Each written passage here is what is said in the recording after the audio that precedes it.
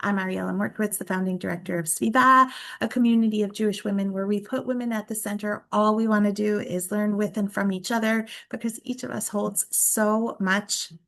And we define both Jewish and women very broadly. So if you want to be with us, we want you with us and welcome. I am very grateful to be spending a little bit of Tu B'Shvat with you, especially with Naama, who is an actual expert in environmental ecosystems, which could not be more perfect. And I listened again to the recording from last week, what Naama taught us about the shallow roots of the redwoods growing in groves and supporting each other. And I just took a very dorky moment this morning to remind God how awesome God is, not like my compliment was needed or anything, but wow. I think the more I learn, and especially the more Naama teaches us, the natural world is actually breathtaking and has so much to teach us, and it is literally grounding. So I'll leave my puns alone for Tu B'Shvat. But these next 30 minutes are just going to be an opportunity to press pause in our day and our week in the way the world is running faster than we are, and a chance to plant our feet a little bit more firmly, gain a little steadiness to take into the week, whatever it will hold. Ogen in Hebrew means anchor, and Naama, thank you so much for helping us to find an anchor that we can remember to grab onto this week when we feel like we're unmoored, and give us something to help steady our hearts. Immense gratitude to you, Naama, for knowing what we needed. And we're all going to be a little bit kind to her today because she has a sick kiddo at home right now who might need her attention for a minute. And we're going to say thank you for being here anyway and wish her refuah shlema. Naama is a gorgeous educator and scholar who teaches many, many beautiful things, but focuses on the unique, introspective, and expansive teachings of Yemima Avital, a teaching style that interweaves the psychological with the spiritual, with the feminine, and is unlike any way that I have ever learned before. If you're new to Naama's teaching, welcome. We're so glad you're here. Please don't be worried if you hear Hebrew mentioned. Everything will come into translation and understanding. The beauty of the Hebrew is a piece of what elevates the learning. Many of us are not native Hebrew speakers, so have no fear. I promise it will all come together. Thank you, everyone. It is really so wonderful to be with you. And thank you, Naama, for the gift of this beautiful space. Thank you, Diana, for holding this. And thank you, everyone, for making the time on Monday morning to be here and to learn Torah together. So we started last week, right, with talking about the three mothers, the three mother letters. So I'm sitting in my kitchen so that I can watch my son in the living room. So I just put my computer on a carton of milk to get it a little higher so that I can see you better and you can see me. But it apparently was not the best constructive decision. Anyhow, good to see you. Okay, where was I? We're here to speak about anchors and Ogen and things that anchor us and give us grounding and centering that we need in the times of a lot of movement. And I think we said also last week that the truth is the world is always very unstable. Sometimes it feels a little stable when we're lucky enough and fortunate enough to live in a stretch of time that has some stability. But mostly things change all the time. And I think in a way that's the power of being able to be in nature and see nature. And that's the power of today. So I want to say a few words about Tu B'Shvat. Then we're going to check in with ourselves and see what's moving on for us today.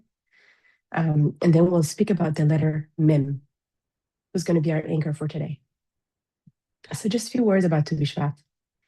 I think, Tu B'Shvat is Rosh Hashanah Leilanot, right? Is Rosh Hashanah for the trees. And it appears in the Mishnah, which is the law code recorded in the 2nd century, I think, whatever, long time ago.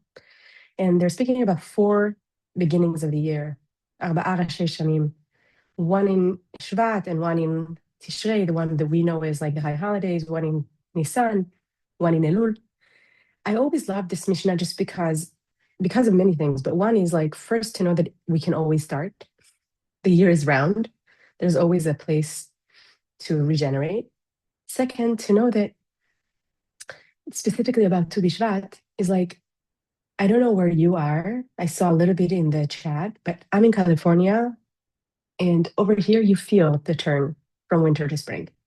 Things are starting to bud, things are starting to bloom, but still, most trees, except the magnolias, which function here as the almond trees in Israel, except the magnolias, all trees are bare. They have no leaves on. I'm sure in Northeast, everything is bare and buried in snow. But in a conversation I had yesterday with two dear SVIVAH people who live in Northeast, they said that people are now putting the infrastructure in the sugar maples to catch the sap.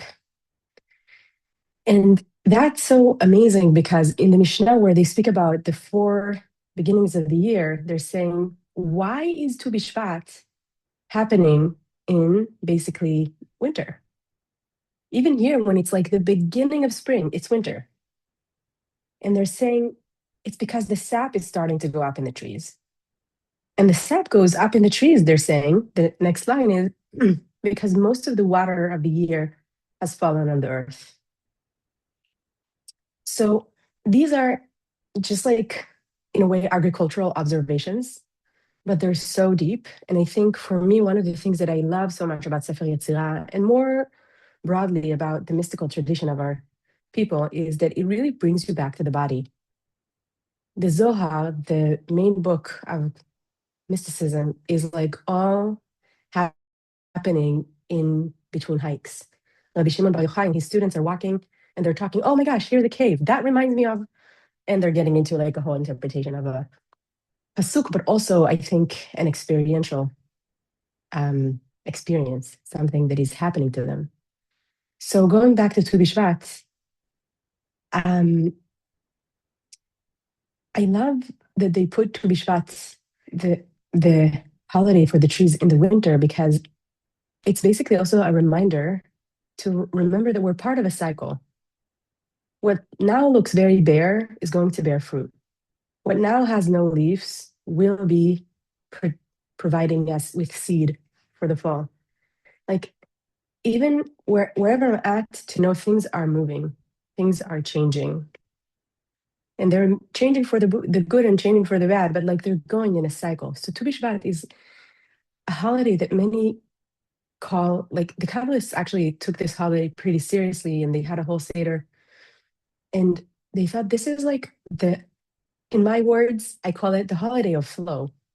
The sap is starting to move. The rain finished dropping. Things are, we feel the movement. We feel the movement. And Tu B'Shvat is a time where you starting to develop your faith that you can do something in the world and that you have enough courage to live, even when things look like impossible. There's no leaves. Everything looks so frozen, so cold. Tu B'Shvat, holiday for the trees. The trees, really, of all the, so barren? Yes. It's a holiday really to remember that flow is moving. Undercurrents are happening. The sap is going up the trees, even if we don't see it. And so it does also in us as well. And that is actually very appropriate. And I'm so happy that we're learning about the letter Mem today. So as we mentioned last week, the book of creation, the earliest book of Kabbalah, is teaching us that there are 32 pathways of energy through which the divine comes to the world. And these are the 10 sefirot and the 22 letters of the alphabet. And the 3 letters, Aleph, Mem, Shin, Sefer Yetzirah calls, these are the mothers. So isn't it so cool? Everything starts with mothers. Because in Sefer Yetzirah, the fathers are coming from the mothers, and then everything else is being created. So these 3 mothers are Aleph, Mem, Shin. And last week we spoke about Shin. Shin looks like this, right? Shh. It's open up. And the grounding that it gives is because it roots you in the future. It roots you in the sky. It roots you in everything that you can aspire for and pray for and wait for. But today we're gonna, and if you remember, Shin is connected to warmth. Shin is connected to the head. Shin is connected to summer. Shin is connected to action and ability to do in the world. But every good anchor has at least three little, how do you call it? You know how when you look at these ancient anchors, they always have like three legs? So we have three mothers. And I think the kind of balance that we're seeking comes when we're holding these three letters together. So stay tuned for next week when we're going to speak about Aleph. But Mem is very different, and we're going to speak about it in a moment. But I want to just give you time to check in because we're already mid class. So let's take 2 minutes to just check in. What's going on for me today? If there's something that bothers me too much, can I leave it on the page? If I want to already start thinking about what we're doing, I would love to hear your thoughts about what water is for you. Because the mem is connected to water. Shin is connected to fire. Mem is connected to water. We're going to speak about water in a moment. So 2 minutes to just check in. What's going on for me today? What's moving in me for today? What's moving in me? And then what's water to me? And I'll call you back in 2 minutes.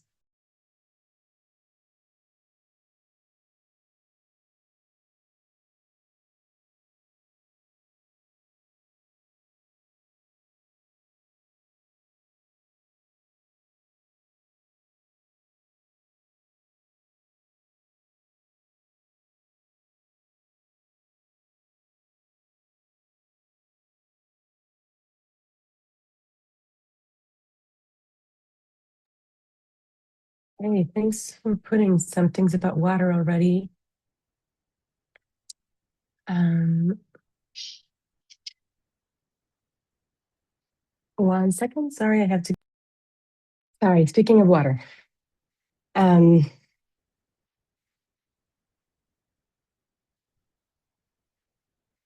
Water warms the heart with warm tea and maple sap. The necessity. Yeah. Okay. Water is the first environment. Okay. So since I'm kind of like, as you can see, me functioning as both here and there. Right. Water is just very strong. That's true about all the imahot, Aleph Mem Shin, right? Fire can be destructive and fire can be life-giving. Water can be destructive and water can be life-giving. And what I'm wanting to offer to us today, and what my main thought was about Mem is this. Mem, look at this letter. Did everybody watch Victoria Khanna? I really hope after last time. You should watch her. She's amazing. Mem looks like this. It's closed in the bottom, right? It looks like this. The only open is from here. And if it's like a Mem Sofit, it's totally closed, right? But let's speak about regular Mem. It's only open to the bottom. Okay, so Mem is pretty closed. It's true, everybody here who said womb, Mem is this place that is kind of like only open to the bottom, as opposed to Shin, right? Shin is open to the top. Shin is open to the sky. Mem is connected and rooted in the ground. Now, the thing about ground, as we all know, it's kind of heavy. It drags you down all the time. Mem is a connection to reality. Water always goes down. Fire goes up, water goes down. Mem is connected to water and to cold and to the winter and to the stomach. So each one of the letters is also connected to an organ in the body. Mem is connected to the stomach, to cold. And I think something that I'm really thinking about with Mem is sometimes when I need to ground myself, all I can do is say, okay, in the next 5 minutes, what can I do? Sometimes when I'm feeling like so swirled and spiraled out, I can look to the ground and say, okay, oh my gosh, there's so many things. I feel overwhelmed. I feel like I don't know where to go. I feel anxiety. I feel whatever it is. I can always look and say, what do I need to do in the next 5 minutes? That is like a connection to the ground. There's something very grounding, right? When you need to do something. In a way, that's a little bit of a mem. Mem, I'm asking us, okay, this week when we need grounding, right? We know that sometimes, actually, I used all this week when I was doing bedtime and there was some resistance. I was really going back to Shin. And instead of usually I'm saying Laila Tov, I said shh, and try to do the gushing bloods sound. So what I'm saying is like, how do we take it to our everyday life? Because we need grounding in all kinds of situations. We can get like very annoyed for all kinds of reasons. So shh is one thing. Shh is like this whisper of action. That's the whisper of like, I can do it. That's the whisper of like, I'm looking up, I'm looking to the future, I'm looking to the prayer, I'm looking to the activity, I'm looking with my head. Mem is a different kind of grounding, right? Sometimes I need my head to kind of like give me direction and help me stay cool when I'm fire or something, right? Mem is like the different thing. Mem is like the intuitive kind of like gut feeling. And mem is like the things that call me that I need to do in the next 5 minutes. Mem is like the connection to the ground, the connection to water, to coolness, to the creative space inside where things can happen when we're also resting a little bit. So I don't know if people here know Dina Aronoff. She lives here in Berkeley too. She's a teacher of Jewish studies, and she wrote this beautiful book called Mother's Milk. And this book is about the place of the household in Jewish culture. It's a very beautiful book. And one of the chapters there is she says like we almost never hear about women in the Torah. So like where are some places to look? So one thing that she's suggesting, she said, you know this word amen that we say all the time? Amen, amen, right? Amen, amen, amen, amen, amen. Someone says a bracha, we say amen. Da-da-da, we say amen, amen, amen. Amen happens all the time. Um, she says amen is really referring to the role of mothering. And the role of mothering, whether we are currently mothering or not, is to be attuned, to be omen, to be like, to be there constantly all the time for what needs to happen. You know, when Moshe complains to God about the people of Israel complaining all the time, he says, am I their omen? Am I their nanny? Like, what do you want from me? This is the kind of job that people are like, oh, everybody could be a nanny. Can everybody be a nanny? I don't know. Amen is a very strong inner ability to be grounded for someone else and to constantly attend, and ground. So if you can do it for a kid and you can do it for a pet and you can do it for plants and you can do it for an organization, but to be in an amen mode, in that consistency that people don't always appreciate, this is a very strong grounding in the world. And that's something that really nourishes the world. It allows the world to be. This is very substantive, and this gives sustenance. So I think when we're looking at the word mem, and I'll just read to us the Sefer Yetzirah quickly to remind us of the poetry. שלוש אמות, א' מ' ש' בעולם, רוח, מים ואש. שמיים נבראו תחילה מאש, ארץ נבראת ממים, אוויר נברא מרוח, מכריע בינתיים. And I'll just translate it. There are three mothers in the world, Aleph Mem Shin, wind, water, and fire. Skies were created first from fire. The land is created from water. And the air is created from wind. And that is the thing that gives balance. So you get a hint for what we're going to do with Aleph. בוא מתוק שלי. בוא, אתה רוצה לומר שלום לכולם? עוד רגע.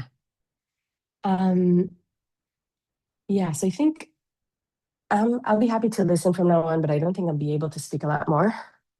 Say hi to Odie. He's a little sicky. But my hope for us for this week is that the letter Mem is our anchor. The letter Mem reminds us that we can go always back to our body, to Eretz, right? Sefer Yetzirah tells us the land is created from water. And when it says eretz, it doesn't mean just like soil. It means it means ecological systems. No shalom. No shalom. Okay. So yeah, to go back to nature, to go back to our body, to go back to the next task ahead that is on the ground before me, and to also rest. So if shin is action, mem is for resting and for small actions, consistent actions. And I hope to learn from you next week how it grounded you.